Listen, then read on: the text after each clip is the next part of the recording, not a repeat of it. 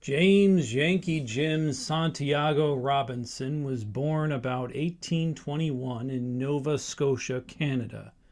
He arrived in Northern California around 1850, and his nickname Yankee was common for Easterners. Some also suggest he received it having served in the Navy before coming to prospect for gold. Jim was tall at 6 feet 3 inches and blond, with the gift of gab and joking. He often visited the local hangouts, and his stories entertained and mystified those around him, especially his secret gold mine claim.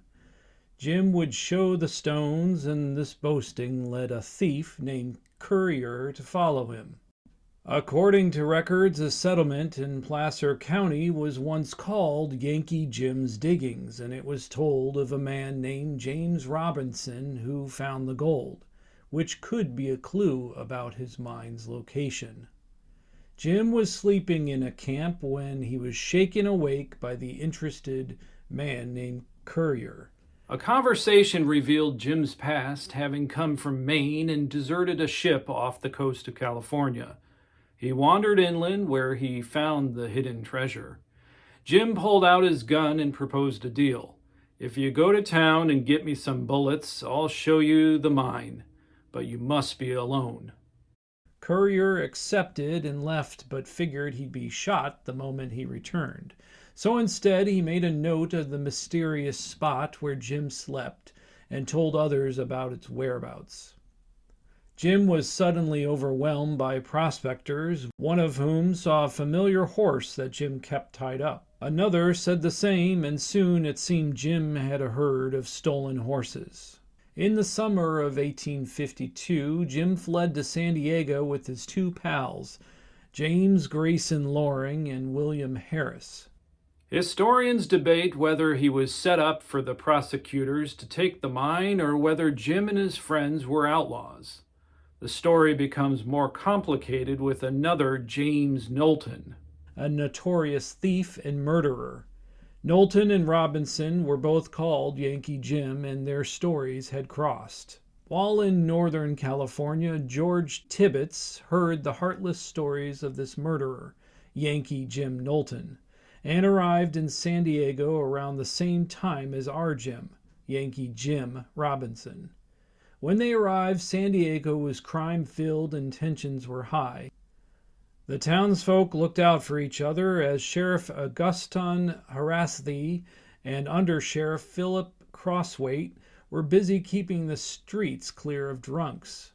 And an important side note here is that Harasthi not only built the first jail in San Diego, but in 1851 was a significant cause of the Gara uprising when he attempted to collect county taxes at Agua Caliente on the Cupueño tribe. The city was struggling financially, and Governor Joshua Bean claimed the Cupueño did not pay enough when they were levied taxes, along with the Kumeyaay and the Luiseño living around Warner Ranch. Antonio Gara of the San Luis Rey Band was assured by an outlaw named Bill Marshall that the Californios and Mexicans would support an indigenous uprising. Gara wrote to Juan Antonio, a leader of the mountain Cahuilla, who believed that it would be all or nothing, and by rumor it was feared that many tribes would join forces and wipe out the towns. In a panic, those who could on both sides sought protection in homes. On December 2nd, 1851, Thomas Whaley wrote, "The toxins of war sounds. We momentarily expect to be attacked by the Indians who, under their great chief Antonio Gara, are swarming by the thousands in the south. The town of San Diego is proclaimed under martial law. Every man is enrolled as a soldier."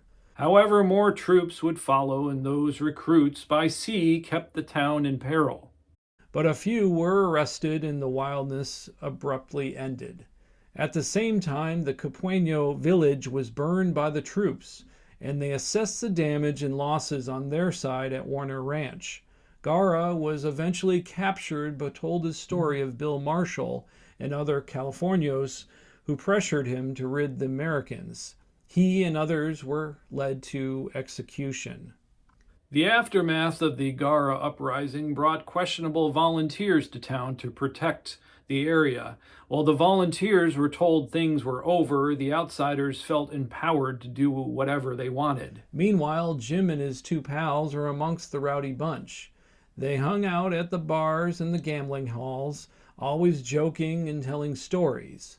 Tebbets owned one of these establishments and overheard Jim say he was known as Yankee Jim, and told where he came from. Whispers and dirty looks ensued as gossip spread about Jim, who they thought was the murderer James Knowlton. Surprised by the sudden turnaround, Jim and his friends left, and Tebbets ran to the sheriff's office. The sheriff alerted the community, and on August 13th, 1852, Jim was seen rowing a boat towards a 30-ton pilot called Plutus, docked in San Diego Bay. The owner, Captain James Keating, fired buckshot at Jim but missed. He reported the thief as having a red shirt, tall, and was blond. A few days later, Joseph C. Stewart and Enos A. Wall found their rowboat adrift on a beach. Some townsfolk pursued the band, and the thieves jumped into another rowboat and crossed the bay, landing in Point Loma.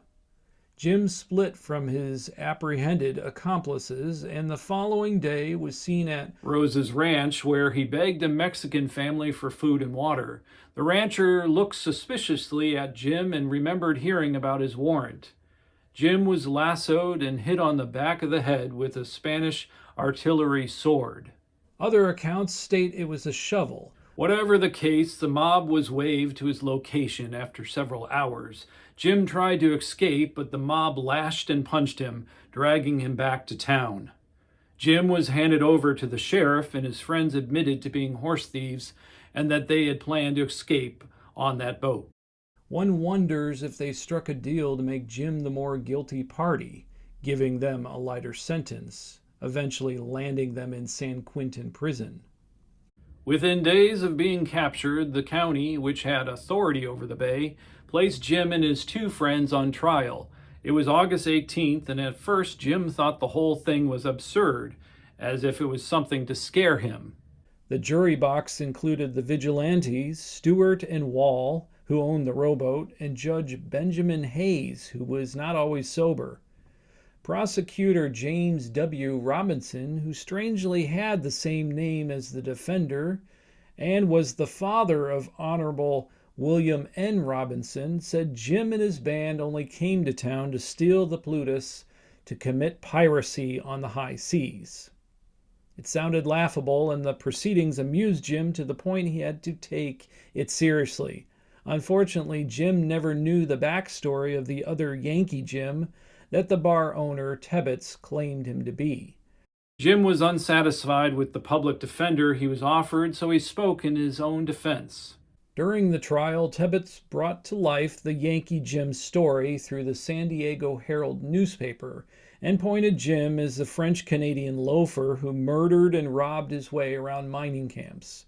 Interestingly, they did not name Tebbets in the article, but say it came from a reliable source. Even so much to claim Yankee Jim killed Tebbets' friends. The jury, of course, read the newspaper, and Jim stood no chance against prosecution. The charge was attempted theft of a schooner and a rowboat. In 1851, to a spike in thefts, a law was enacted which imprisonment went from 1 to 10 years or by death. The two combined felonies became grand larceny, for which the jury deliberated. Your jurors in the case of James Robinson have the honor to return the verdict of guilty and to therefore sentence him to be hanged by the neck until dead. Judge Hayes instructed his hanging to be set on Saturday, September 18th. Some of the jury wanted him to be taken outside and strung up at once, with the accounts having him escorted to a tree and shackled.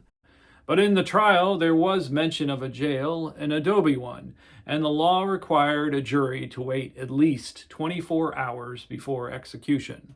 During this wait, he sat in disbelief and spoke to local priests. They pleaded with him to save his immortal soul. At first, Jim brushed them off and said he would be okay.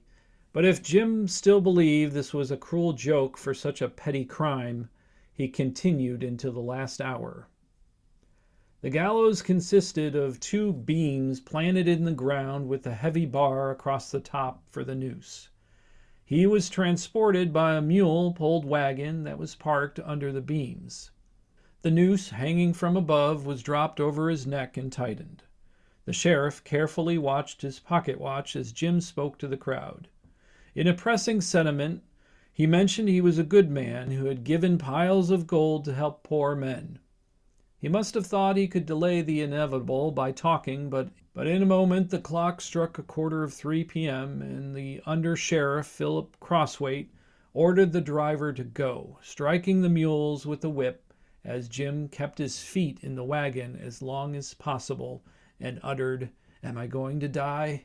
It was a botch hanging, and the gallows being low and the rope long, his height made for a gory 45-minute death by strangulation. For the fall didn't break his neck, and he slowly choked, with his boots tiptoeing the dirt under him. Worse yet, Jim was also too tall to fit in the coffin they provided, so they had to break his legs to fit. Jim died on September 18, 1852, and was buried in El Campo Santo Cemetery in what is now considered Old Town San Diego. The historical record reads the following. September 19, 1852. I have given ecclesiastical bury in the cemetery of this village the body of Santiago Robinson from Nova Scotia, 31 years of age, having received the holy sacraments. A handwritten note next to it reads, Yankee Jim, hanged for stealing a boat. Apparently Jim had rushed a Catholic baptism before his death. Some of those who witnessed that day began to question the severity of the case and were haunted by an apparition near the gallows. Historians believe Jim was in fact a criminal, but no different from his pals who went to San Quentin for a year. He was convicted not of his own errors, but partly based on Yankee Jim Knowlton, direct retribution of those in the jury that he stole from, and was made an example that crime was not going to be tolerated anymore in San Diego. Around 1857, the Whaley House was erected over the spot with a room and staircase holding the ghost. By 1860, Thomas Whaley, originally a disbeliever, wrote in his journal that he often heard footsteps upstairs creaking and thumping and thought they belonged to the man the neighbors called Jim. Today, visitors to the Whaley House have reported feeling a choking sensation near the suspected area. The cemetery where Jim is buried dates back to 1849, and while it is small, it covers more ground than the city has since built roads over. You can see grave markers on the road and sidewalk where bars entertain. 477 people are interned here, including Native American, Mexican Americans, and pioneers. This has been Biographies of the West. My name is Lorin Morgan-Richards. Thanks for watching.